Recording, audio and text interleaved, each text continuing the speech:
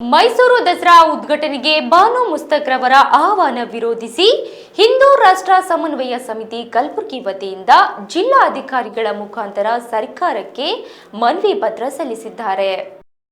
ಬಾನು ಮುಸ್ತಕ್ ದಸರಾ ಉದ್ಘಾಟನೆ ಮಾಡೋದು ಬೇಡವೇ ಬೇಡ ಬೇಡವೇ ಬೇಡ ಬಾನು ಮುಸ್ತಕ್ ದಸರಾ ಉದ್ಘಾಟನೆ ಮಾಡೋದು ಬೇಡವೇ ಬೇಡ ಬೇಡವೇ ಬೇಡ ರಾಜಕೀಯ ತರುತ್ತಿರುವ ರಾಜ್ಯ ಕಾಂಗ್ರೆಸ್ ಸರ್ಕಾರಕ್ಕೆ ಧಿಕ್ಕಾರ.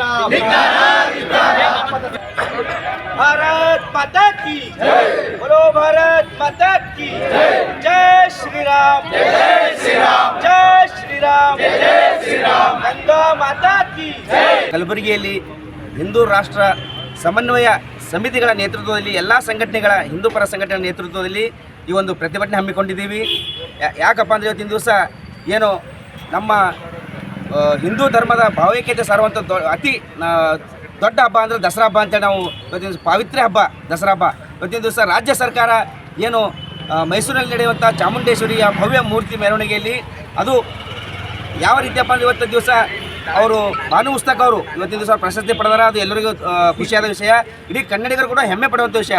ಆದರೆ ಇವತ್ತಿನ ದಿವಸ ಈ ವಿಷಯ ಬರೀ ಖುಷಿಯಾಗಿರ್ಬೇಕಷ್ಟೇ. ಅದು ಇವತ್ತಿನ ದಿವಸ ತಂದು ಮೈಸೂರು ದಸರಾ ಉದ್ಘಾಟನೆ ಮಾಡಕತ್ತಾರೆ ಇವತ್ತಿನ ದಿವಸ ಮುಖ್ಯಮಂತ್ರಿಗಳು. ಇವತ್ತಿನ ದಿವಸ ಎಲ್ಲ ಸಂಘಟನೆಗಳು ಉಗ್ರ ಖಂಡಿಸ್ತಾ ಇದ್ದೀವಿ. ಯಾಕಪ್ಪ ಅಂದರೆ ಇವತ್ತಿನ ದಿವಸ ಆ ಒಂದು ಸಮುದಾಯದಲ್ಲಿ ಮೂರ್ತಿಗೆ ಪೂಜೆ ಮಾಡುವಂಥ ಒಂದು ಅವಕಾಶ ಇಲ್ಲ. ಅವರಿಗೆ ಅವರೇ ಆದಂಥ ಆಚಾರ ಪದ್ಧತಿ. ಈಗಾಗಲೇ ಅನೇಕ ಮುಸ್ಲಿಂ ಮುಖಂಡರು ಕೂಡ ಇದನ್ನು ಆಕ್ರೋಶ ವ್ಯಕ್ತಪಡಿಸ್ತಾ ಇದ್ದಾರೆ ಇವತ್ತಿನ ಬಾನು ಮುಸ್ತಕ್ ಅವರ ವಿರುದ್ಧ.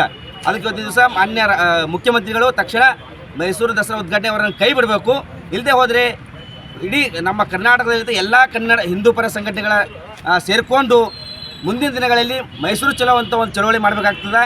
ಇದಕ್ಕೆ ತಕ್ಕ ಉತ್ತರವನ್ನು ನಾವು ಹಿಂದೂಗಳು ಕೊಡ್ಲಿಕ್ಕೆ ರೆಡಿಯಾಗಿ ನಿಂತೀವಿ. ಇದನ್ನು ಎದುರಿಸೋಕ್ಕೆ ಸಿದ್ದರಾಮಯ್ಯವರು ರೆಡಿಯಾಗಿರ್ಬೇಕಂತೇಳಿ ತಮ್ಮ ಮಾಧ್ಯಮ ಮುಖಾಂತರ ಎಚ್ಚರಿಕೆ ಕೊಡ್ತಾ ಇದ್ದೀವಿ.